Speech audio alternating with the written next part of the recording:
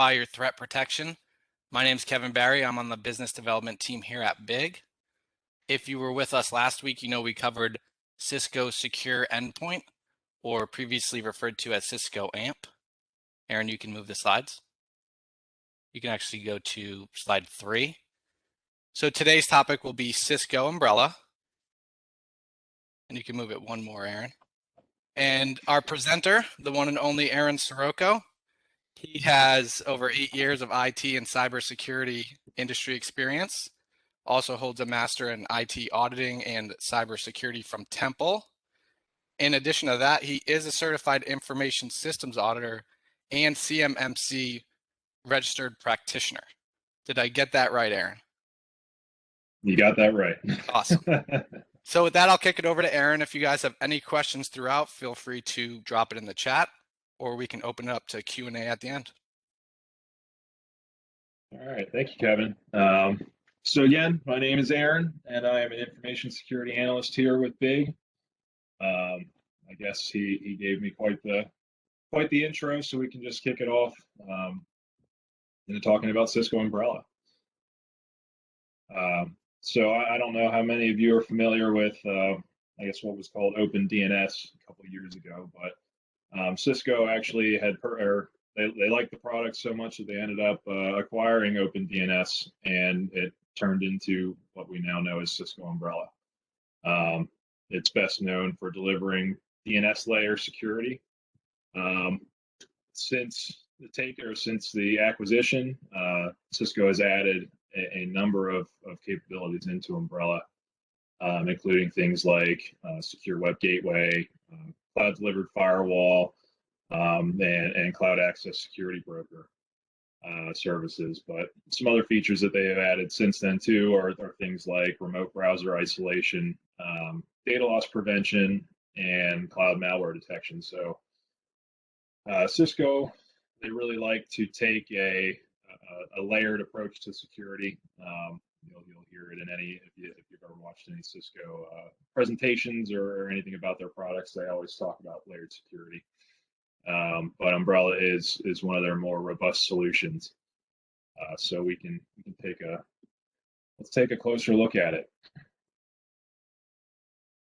So you can see all of the functionality of Umbrella listed here on this slide. There's a ton of functionality, and it's really what enables Umbrella to be that comprehensive protection product, right? So Umbrella provides visibility into all internet and web traffic, whether users are on or off of your corporate network, right? Which is nice, especially in today's society and world, because with everything that's been going on in the last, I guess, almost 2 years now, things have really kind of moved at first to all remote, now to more maybe of a hybrid solution for working in general.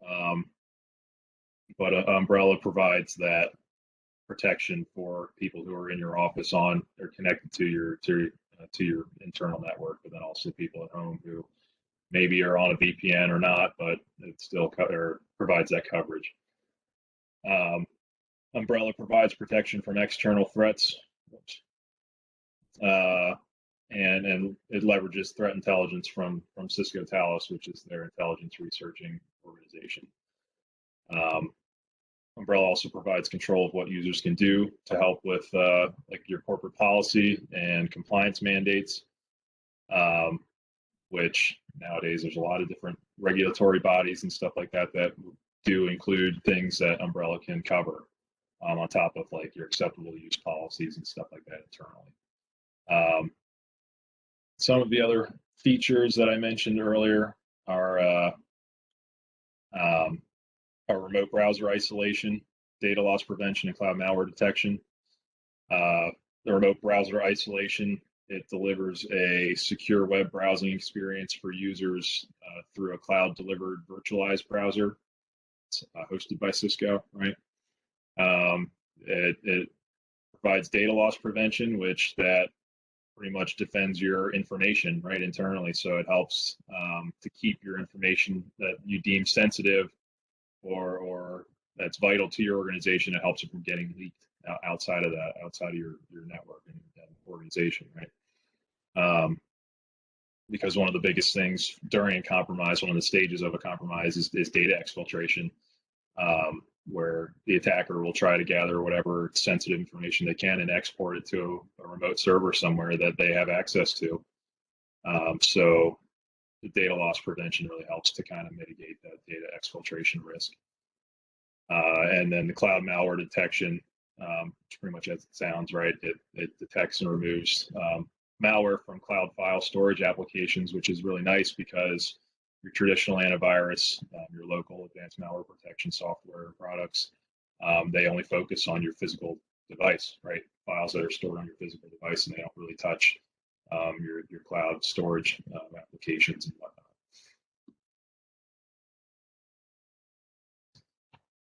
So one of the best ways to start getting better protection for your organization, right, is to start at that DNS level, so that DNS layer security, which was the bread and butter of OpenDNS and now Cisco Umbrella at the beginning.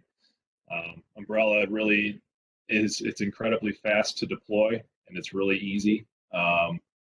It can be deployed in minutes enterprise-wide, right, which is really a benefit if you need that DNS layer security as quickly as possible, and you have a relatively large organization. It's a couple clicks, couple minutes of work, and you can establish that protection across all your users.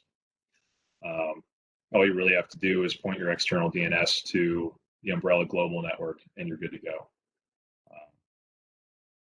DNS is really the first step in nearly all internet connections, right?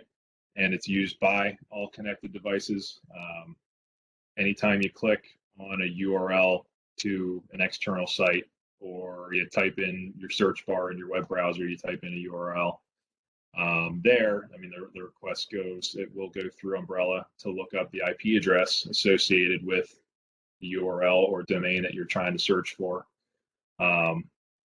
And it's at that point in time where Umbrella actually will enforce your security policies set up by your organization to block those domains that are potentially associated with malware, right? So things like malware, phishing is a big one, and then there are like command and control callbacks, or just really any other unacceptable requests, right? I mean, a lot of companies just standard don't want you going and looking at gambling websites or something like that on your work machine during work hours, right? So you can set up some of that security to enable or to prevent your users from going to those type of sites.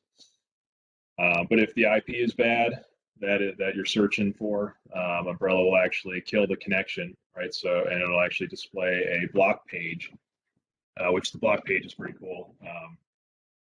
It'll say, hey, this web page is blocked by Cisco Umbrella for whatever reason. You can actually customize it to whatever you want it to look like and say. But that way, your user knows that, hey, this is a site I'm not supposed to go to. And then also, if there are risky sites, so domains that are potentially risky but weren't already flagged by Umbrella, Umbrella has a nice feature where it'll send that traffic through Cisco's cloud-based proxy for further analysis and determination, right? So it'll actually analyze that traffic and make a determination on that website if it doesn't already know that it's malicious. It's really a incredibly useful tool for protecting your organization's browsing, right? Especially nowadays where things are more and more web-based. Organizations are using a lot of software as a service platforms, which is all web-based applications and whatnot. And so a lot of your employee productivity is going to be web-based, right? So this is where you can get that initial layer of protection. Moving on into the second layer that they talk about is for some users and locations. Well, it's about the secure web gateway, right? And some users and locations and some organizations and whatnot, the DNS layer security is perfect. That's just what they're looking for. It's all that they need right now. But there are other organizations that might need some deeper inspection, a little bit more granular control, just based on organizational requirements or any sort of like regulatory bodies or whatever that they need to comply with. So in addition to the DNS layer security, the Umbrella offers the secure web gateway functionality as well. Umbrella's secure web gateway provides visibility, control, and protection across all web traffic, including HTTPS. And it also provides things like your full URL logging and cloud application discovery to provide that further visibility. It provides SSL decryption and file inspection to further protect against malware. So I mean, it's hard to analyze traffic and whatnot when it's encrypted, right? So it offers that decryption to further inspect the traffic for malicious content. Provides content filtering by categories, and you can actually set up a URL block and allow list. You can add certain URLs to this block list or allow list if you know that it's going to be used or not used, whatever, by your organization. But that's also a big key in enforcing things like your acceptable use policies, right? And again, as the example that I stated prior, in your acceptable use, you're not going to want employees gambling during work hours on work provided equipment. You're not going to want your employees looking up things like pornography on your on your equipment, right, during work hours and whatnot. So you can enforce some of that content restrictions using the content filtering capability. And then this platform also utilizes Cisco Secure Endpoint, which is what we talked about last week, for that file inspection piece. And it also uses Threat Grid, which I believe that I mentioned in the last session, as well to provide sandboxing and retrospective alerts on files that have been found malicious, right?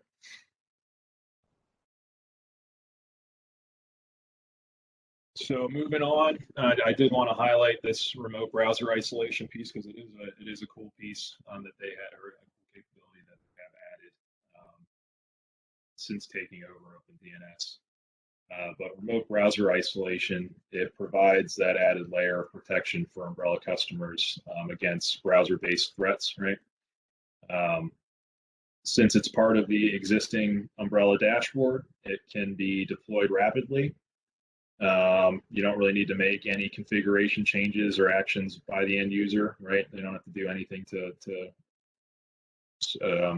pull up this remote browser isolation functionality, and it makes it possible. Really, what it does is it makes it possible to access risky destinations, risky websites, whatever you want to call it, or protect your high-risk users while still enabling them to be productive and access the destinations that they need to do their jobs. Remote browser isolation, it really frees you from the need to know what's bad or not. And I would say that that is a good and a bad thing, which I'll hit on here in a little bit. But it pretty much lets your users go where they need to go without the risk of malware that hasn't been detected yet, right? With remote browser isolation, your organizations, they can stop browser-based attacks, and users can get that safe browsing experience without sacrificing that productivity. Your IT teams can spend less time dealing with resolving those access issues, right? Because every time your users are going somewhere they shouldn't, they're going to get a block page, and then and actually, I shouldn't even say that. Sometimes you will be going to a website to do your job that actually is flagged by Umbrella, and just because whether it be a newly registered domain or whatever the reason, they might need to go to that website to actually be productive. And if they're getting blocked, then that's them taking time to open a ticket. That's with your IT team. That's your IT team taking that time to go in and individually address all those access issues. So adding those domains to a whitelist or allow list or whatever they got to do.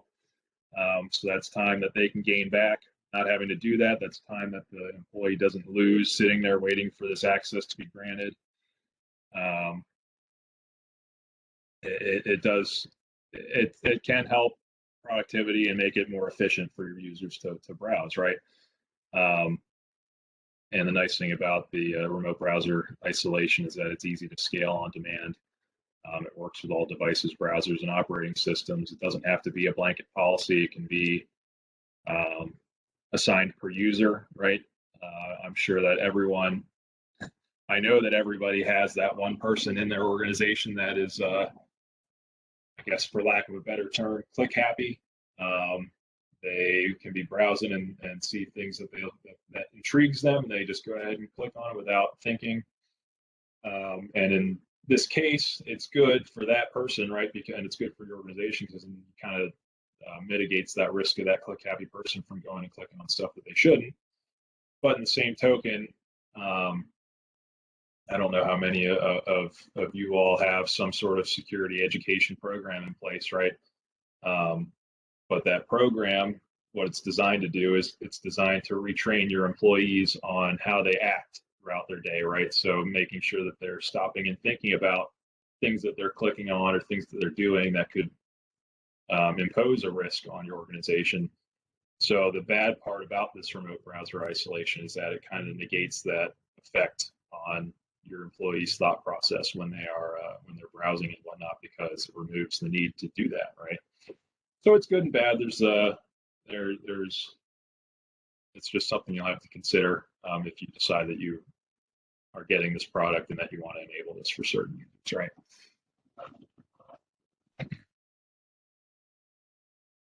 So moving on to the next layer of security, it's the cloud delivered firewall functionality. So your customers, Umbrella customers will forward the traffic to the Umbrella cloud delivered firewall by configuring an IPsec tunnel from an existing network device, right? And after doing so, the cloud delivered firewall then provides multiple layers and types of protection. For those of you who are familiar with the OSI model or TCP/IP model, the cloud delivered firewall offers layer 3 and layer 4 protection to centrally manage those IP port and protocol rules.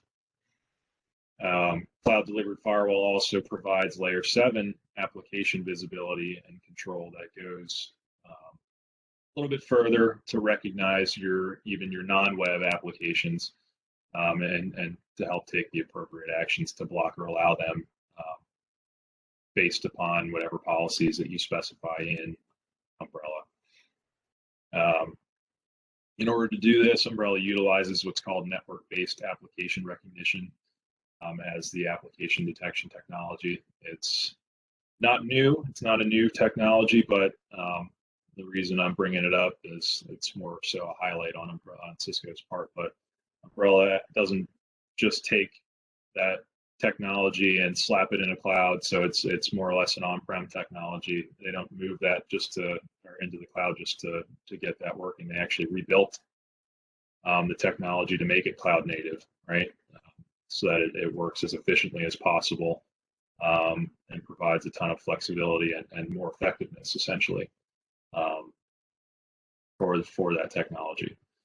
I think it was earlier this year, might have been June or July this year, that they actually introduced intrusion prevention into their cloud delivered firewall, which again adds that robust layer where it takes that information and cross-references it against, I believe that the number was over 40,000 threat signatures that Cisco Talos has gathered over time, and it will cross-reference a lot of that data and analyze it against those threat signatures and whatnot to prevent any intrusion, right?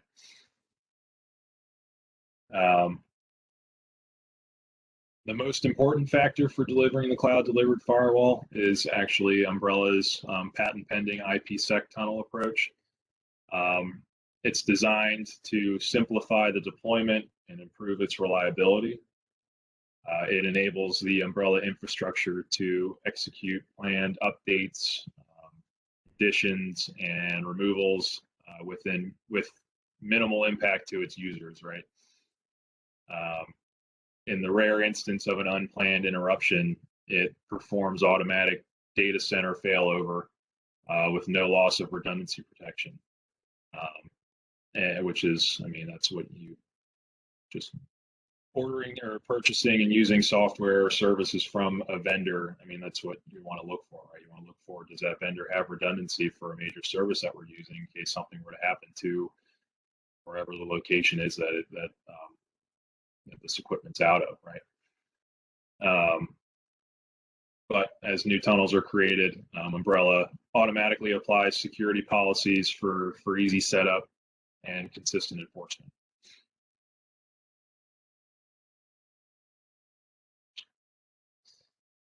So moving on to the last layer of protection that Umbrella provides here is the Cloud Application Secure Broker, which provides the ability to uncover cloud applications in use and blocks risky and unwanted apps and activities for your network, right? Cisco's Cloud Application Secure Broker solution is actually called Cisco Cloud Lock, but it's been built into Umbrella to help expose what's called shadow IT by providing the ability to detect and report on the cloud applications that are in use across your environment. For those of you who aren't familiar with shadow IT is essentially the applications and processes and services that your users and whatnot are using that are outside of your IT scope, right? That your IT department doesn't know about, doesn't know that you're using, all that kind of stuff. So it helps your IT department govern what's being used on your network, right? But the Cloud Application Secure Broker, it automatically generates overview reports on the vendors, the application categories, application names, the volume of activity, right? So how many people are using these apps and whatnot. And then you can drill down further into those reports, and then those reports include risk information on the application, such as like web reputation scores, financial viability of the company. I don't really know how that algorithm or that whatever that they use to determine that works, but I think it's a pretty cool feature that you can say, hey, for some, I don't know, for lack of better example, using Dropbox or Twitter or something like that, it'll actually give you financial viability information of Twitter, and it'll say, hey, this company's financially viable or not, which is something that you might want to know if you're going to be using an application, right? Because you don't want to approve and you start using an application that the developer is going to go under because they can't financially, or they're not financially stable, right? And it also, another cool piece is it actually gives you some relevant compliance information on the applications, right? So it'll have a list of compliance standards like PCI and ISO and stuff like that, and it'll actually tell you and say, hey, this application is actually compliant with these regulatory bodies, which is really cool. And then you can, after looking at all that stuff, you can use that information to determine if you want to block or allow those specific applications, right? Umbrella enables a core set of granular activity controls for popular software as a service apps, such as uploads to like Box or Dropbox, or posts and shares to Facebook and Twitter, and attachments to Gmail and stuff like that, which leads me to data loss prevention and malware detection, those pieces. So the data loss prevention, you can enable that on these applications to, again, reduce the risk of your sensitive information being leaked from your organization, or really whatever information that you deem shouldn't be leaving. So if you have, I mean, it's one thing to have PII, personally identifiable information, leaving your organization, right? But you don't want your strategic information either leaving or it being sent out of your grasp, right? So you can enable those policies for the applications like I mentioned already, the Dropboxes, your posts on Facebook and Twitter and Gmail and stuff like that. Umbrella also allows for scanning of the data in these cloud applications. So it scans the data at rest for potential malware, and which is an awesome piece, because like I said before, your traditional antivirus or your advanced malware protection, whatever you have, software-wise, like on your physical devices, well, it really only focuses on the files and whatnot on those individual devices, right? It doesn't touch any of those cloud applications. So this functionality does in Umbrella, and it can quarantine and remove files before they can even be introduced to your internal network, right? So there's that added layer of file detection and analysis right there.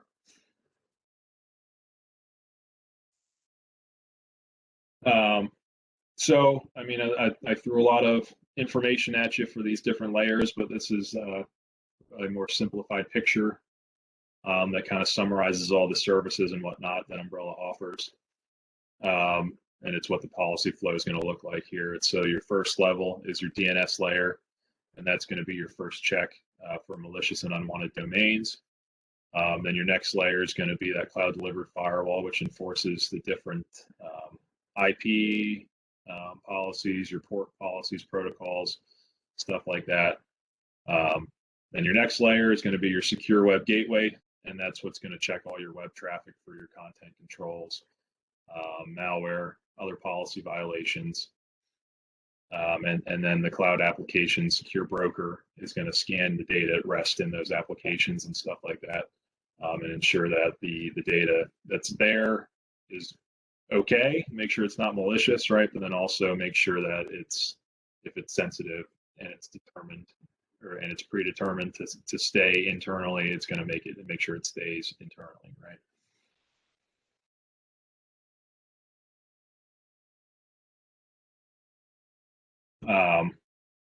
And so I know that the question that's probably on all your minds, right, is how does Cisco provide this extremely high level of threat intelligence, and how does it help to stop attacks early? So Umbrella uses statistical and machine learning models that cross-reference data gathered across their user base to provide the most predictive intelligence possible. And for those, I would assume that all of you here are familiar with Cisco, but if you're not, Cisco is a massive company. They have a huge customer base all over the world. To kind of quantify it a little bit, Umbrella resolves more than 620 billion DNS requests daily across their user base. And the nice thing about their user base is that it spans all industry, all different markets, all different protocols, all different geographies. I mean, it's really an expansive and all-inclusive almost user base. So this data combined with Cisco Talos gives them really an unprecedented view of the internet, which for those of you who aren't familiar with Cisco Talos is probably the largest non-governmental threat research organization around today, right?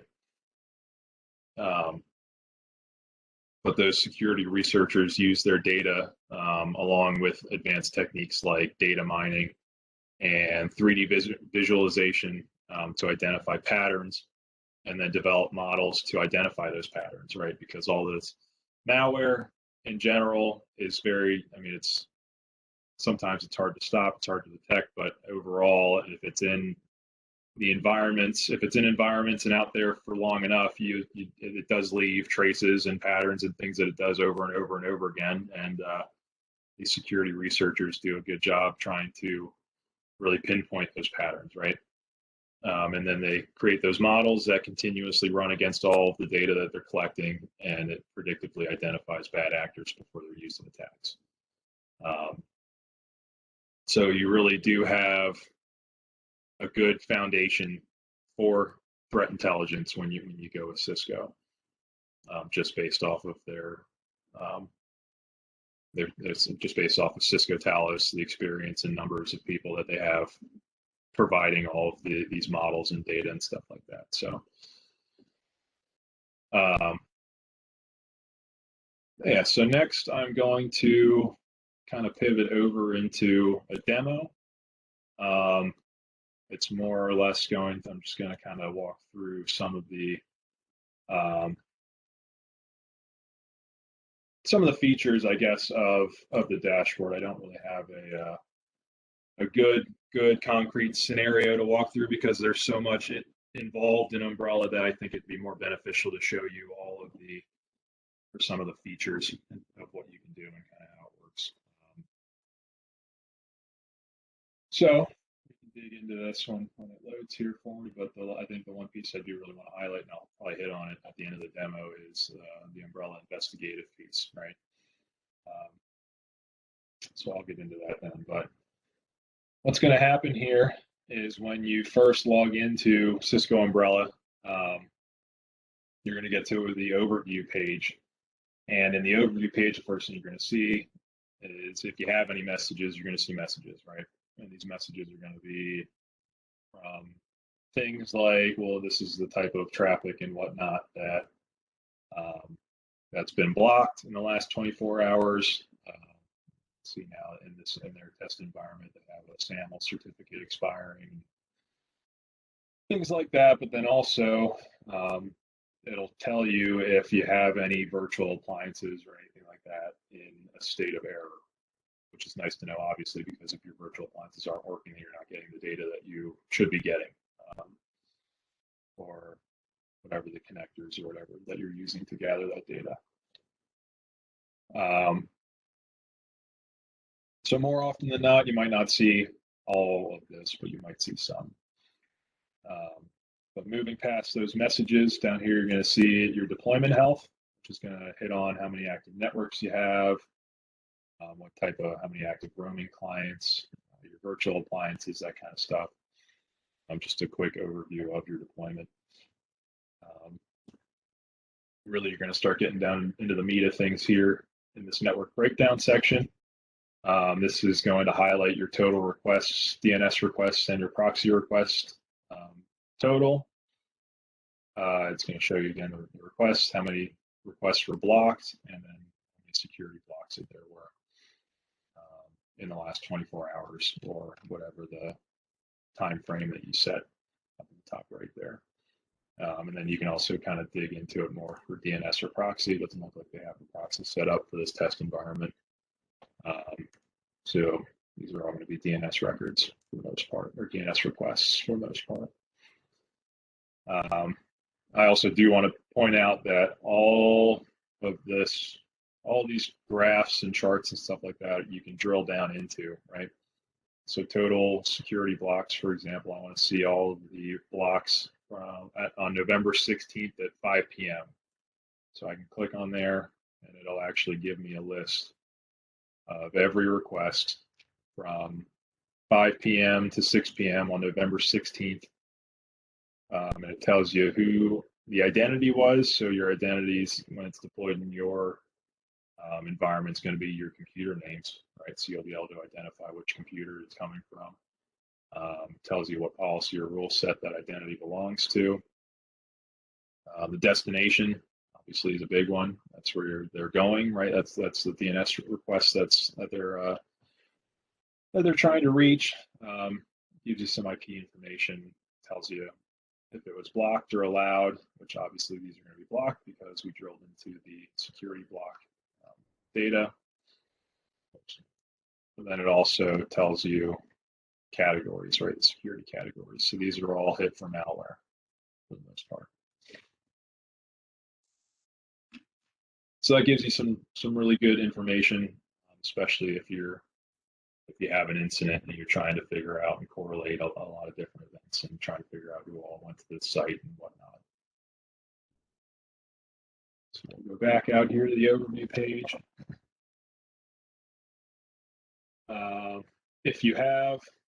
If you're utilizing the cloud delivered firewall, this is where you're going to see the statistics. It does not look like they are using that here in this test environment, but you're probably going to get similar graphs to this network breakdown. So we'll move on down here to security categories. This is going to give your total requests per security category. So your malware blocks, there was a little over 1,100 malware blocks in the last 24 hours, phishing, crypto mining, command and control blocks.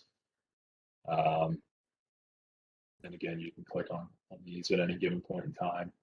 So phishing at November 7th or November 16th at 7 p.m. There was one, and it was tripadvice.com. I would imagine that this might be an actual destination, but maybe with one P instead of two. So it blocked that action because it said, hey, spelled it wrong. It is registering that there's an IP associated with this domain, but the domain is not right? It's a malicious domain. So it blocked it.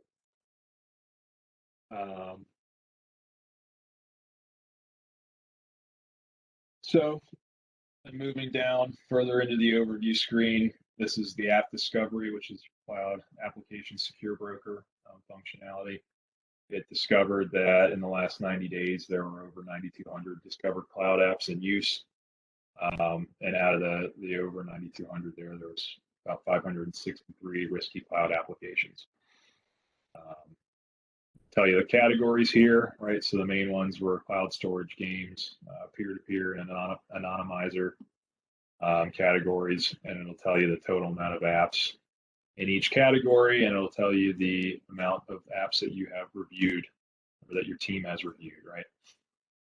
So that's one of the nice things about this, the cloud application secure broker, is that you can actually go in and review. Like I said in the presentation, you can review each application. So if it's something that's okay, that you want, that you're okay with people using, you can approve it. If not, you can deny it, and it'll block the traffic to those applications. And then it hits some of the flagged apps that it's found. And then your security requests, this is going to give you information. You can look at by destination. This is going to be all the malicious domains and how many requests were blocked to that domain. You can go over here to by identity, and it's going to tell you which computers are making all those blocked requests and whatnot. So it really, this really does give you a good overview as to what's going on with your DNS queries and stuff like that. So one thing I did want to hit on here is under reporting, you can go to top threats. This, I think, is a useful place to look at. I mean, if you're doing any sort of regulatory compliance, right? Something that you're going to have to know of is your risks, right? And this can help you identify some of those threats that could potentially afflict those risks, right? So here's going to be your threat activity breakdown. Out of all the threat types, you have 4 that it hit on. There's 4 or 5, I guess. There's 5 threat types now. There's a Trojan that's been found, a spam, adware, information stealer, and ransomware. Gives you your nice little threat activity graph and the top active identities that these threat types were found and blocked by, right? This top identities, again, is going to give you all of your users, which computers are getting those requests, how many are allowed, how many are blocked, and your top malicious domains. But the cool thing in here that I want to point out, so let's look at ransomware here for a second. So you can click down on ransomware, and it'll give you the activity for ransomware, give you the top threats associated, top identities, but say if you want to drill down more, I can click on here, which is going to be November 16th at 7 p.m. Either look at all the identities, or I can go to the full details. And for those of you who aren't super familiar with some of these security categories, the nice thing is it does give you kind of a little bit of a breakdown as to what it is. So it'll tell you that ransomware is malicious software that will encrypt your files, right? I mean, it'll worm through your network and it'll encrypt all your data. And you'll get a nice, pretty little pop-up saying, hey, we want X amount of dollars in Bitcoin by this time and date or whatever. Otherwise, you're going to lose all your information. But the nice part is, so again, it'll tell you a lot about the people and computers and whatnot that are that we're getting blocked for that activity. But the thing I wanted to point out here is this threat's associated, and it'll tell you that threat associated with these ransomware requests is WannaCry. So you can actually click on WannaCry, and for those of you who don't know what WannaCry is, you can get a nice little description here as to what it is, and it'll tell you it's a variant of ransomware. Behaves as a worm, so it worms throughout your network. And it'll tell you exactly how the compromise works, right? It'll tell you what exploits it uses. So it'll tell you it utilizes the Eternal Blue exploit in Windows, which is Windows systems listening over SMB. And then it uses the double pulsar exploit to download additional copies of itself once it's installed on all your systems. And WannaCry will delete your volume shadow or your shadow volume copy. It'll disable your startup recovery. It pretty much removes any sort of backup, right? It makes it as hard as possible for you to get rid of it. So really the only way that you can get rid of it is if you have a really, really good offsite disaster recovery plan with good backups, or you pay the ransom, right? But the nice thing too is that even though it tells you what the name of the exploits is, it actually gives you the CVE number, which you can look up, and it'll tell you exactly what that exploit is, what systems it affects, and if there are any patches and how to patch it, which is awesome information all in one spot, right? So I wanted to highlight that, but now we can kind of dig more over into the policies that you can set up. So moving into DNS policies, which is going to be your basic, I mean, that's what Umbrella is known for, right? Is the DNS layer security. So we can go in here to these DNS policies, and I mean, every organization is going to look different for the policies that you set up. But what we're going to do for the demo purpose is we're going to go into this AD user policy right here. So each policy is going to have these different groups that you can customize and whatnot. Things like identities affected. So this one, there is an AD sync with Umbrella for their users and devices and whatnot. So they have these AD groups and users marked off. So those are the machines that are going to be affected by this policy. If you don't have AD sync with Umbrella, then you can add some other groups and whatnot here to apply this to your devices. You have your destination lists enforced, so that's your allow and block lists. The security settings applied, you can come in here and mark categories that you can block automatically. So things like your malware, command and control, phishing attacks, dynamic DNS, all these kind of options here, which is what we saw in the graphs on the overview for those total blocks. So that's what it's blocking, is these categories. File analysis you can enable on these policies, and that's your file inspection, right? It's pretty self-explanatory, but inspects your files for malware using signatures and heuristics and file reputation, so you can enable that or not on your policies. Content, this is a big one. I want to kind of go through a little bit. They do have certain default settings, but if you decide to not use the default Cisco settings here, you can create a custom one, and it gives you a nice long list of content here that you can block. So things like alcohol, drugs, gaming, gambling, nudity, pornography is one, politics, all that kind of stuff. So pretty much whatever's in your acceptable use policies and stuff like that you don't want your employees to browse to, you can set up in these policies to block that content. This is a cool little thing, the Umbrella default block page. You can say we'll preview their defaults. This is what the default's going to look like if I try to go to a site that Umbrella's blocking. The way that it's set up right now, it's just going to come and say, we're having trouble finding that site. Not very descriptive, so there could be some confusion on the end user that says, hey, I don't really know why this is not working. It's like my browsing's working for all my other tabs and stuff like that, but this one isn't working in particular. And the nice thing you can do here is you can actually use a custom appearance So you can brand it if you want. You can come up and say something like along the lines of Cisco Umbrella is blocking the site because due to whatever reasons or whatever. So you can kind of make it as descriptive or non-descriptive as you want, but say in that case, the more descriptive the better, so that your users know who to go talk to if they're having access issues, right? And then this right here is the your application settings. So if I want to control certain applications, so say, where's a good one? So social networking. Say I want to put controls around one of these social networks, so Facebook, for example. You can set it to, right now, you can block uploads, so you can still access it, but you can't post anything to it. You can block it altogether, or you can allow access to it. So things like that, and you can do it for a lot of different applications. And this is also where the app discovery piece comes in. You can customize the controls for some different applications that might not be in this list.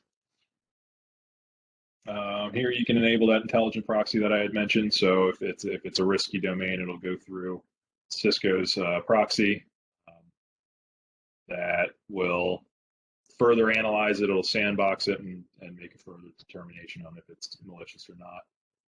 And within that setting, you can actually do the SSL decryption, like I said earlier, amongst a few other things, but I won't dive too much further into that. Another nice feature is web policies, or the web policies, kind of similar to the DNS policies. There's some of the same things that you can do in here, but you can go a little bit further. One thing I like to point out in here is the tenant controls.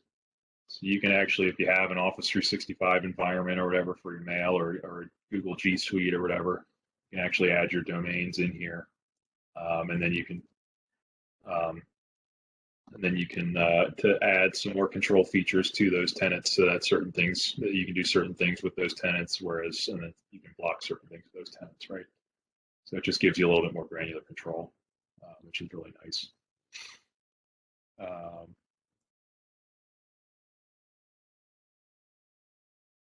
think the last thing that I wanted to point out here, actually, let's go to app discovery. So this app discovery is going to be that cloud application secure broker. You're going to come here. It's going to say, hey, we have this amount of unreviewed apps, right? So, and it'll tell you which one, how many you have approved and not approved, and whatever apps are under audit. So that just means you're reviewing them. But you can come in here, and it'll give you this list of all the applications and kind of a high overview of, well, is it risky? Is it not? What the risk level is? That kind of stuff. Unfortunately, I can't do too much further with this, just because I don't have admin rights to their demo environment, but I can kind of show you here. So we'll go into Twitter. Just so everybody knows Twitter. They marked it as a medium risk score. So it'll give you the risk score. It'll give you a little bit more information about it, what the category of the app is, the vendor, first detected, last detected, all that kind of stuff. But the cool part is you can come down here to business risk, and you can drop that down, and it actually calculates a lot of this risk here for you automatically. So the usage type, it's personal, so that indicates that there's risk, right? If you're using it during corporate or during business hours and on corporate devices and stuff like that. Web reputation, it'll tell you if it's good, poor, neutral. Apparently Twitter is neutral. This is the financial viability risk that I had mentioned earlier, which I'm not sure how they calculate that, but I think it's a cool little statistic to have. And then I'll talk about the data storage forms. You can break down this usage risk a little bit to see a little bit of further information. But then the other cool part that I wanted to point out here is the vendor compliance. So you can actually see if these applications are compliant with certain regulatory bodies, right? And I think that's a really cool feature, and it's a really powerful feature, especially if you have to comply with some of these bodies. But pretty much after you review these apps, you can come to this control app, and you can assign it to different application setting policies. So what I had showed you earlier I think I used maybe Twitter or whatever as the example, but you can set, or I think I used Facebook. You can set it to a certain policy where you can block uploads to it, or you can block it completely, or you can allow it. Things like that. So you can mark that in here, mark it as approved or whatever, and then that application to your approved applications, and you can keep on moving on with your day, right? So that is kind of what I wanted to hit on for app discovery. And then the last thing I wanted to touch on was the Umbrella Investigate feature. So sometimes there are risky sites where Umbrella won't necessarily flag it quite yet because it's not sure about it, needs to do some further analysis. And that's where you can come in and actually do some random or some manual investigation, right? So for sake of this demo, we'll come in here to ransomware. We'll use the WannaCry URL, for example.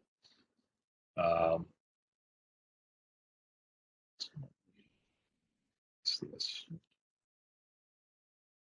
copy this domain here, and we'll go down left-hand side to investigate, and we're going to do a smart search.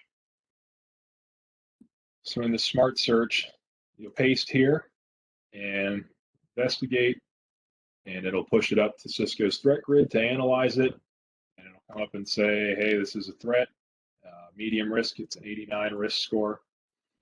It's identified with WannaCry.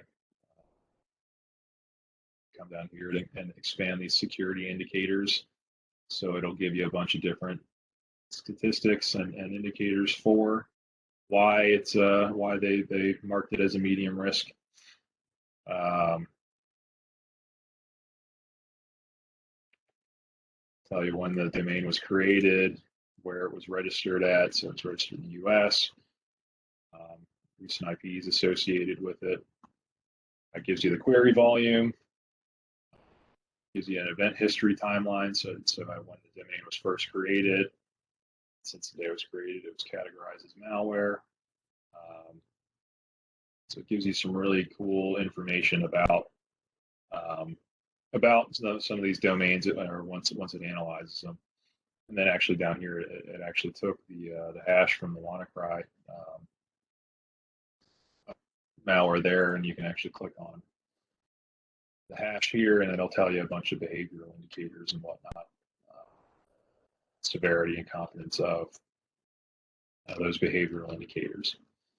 So it's a really powerful tool if you need to manually investigate some of these domains and stuff.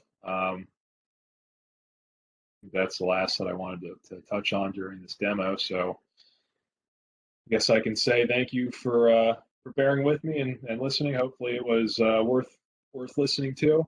Yeah, you got a lot of good information out of it, to which I can open up the floor for questions. Yeah, thanks, Aaron. Great job. So we do have one question in the chat right now from A. Smith. What is the setup process, planning, inquiries, etc., for third-party managed IT customers? Like who monitors the alerts from Umbrella, or even like the investigation tool that you just were showing us? How does that process work if they are a managed services client? So, and I believe you might ask the same question for the Cisco Secure Endpoints, and it's going to kind of work the same way, right? So we'll deploy it within your. We'll set up a new tenant for your environment. We'll deploy it out to your devices, whether we actually have the roaming client installed on all your machines, or they have some different connectors that you can do with, like if you use AnyConnect, stuff like that with built-in connectors and whatnot. But we can deploy it to all your machines, and then it's just a separate tenant that if you want us to monitor and maintain the tenant, we can.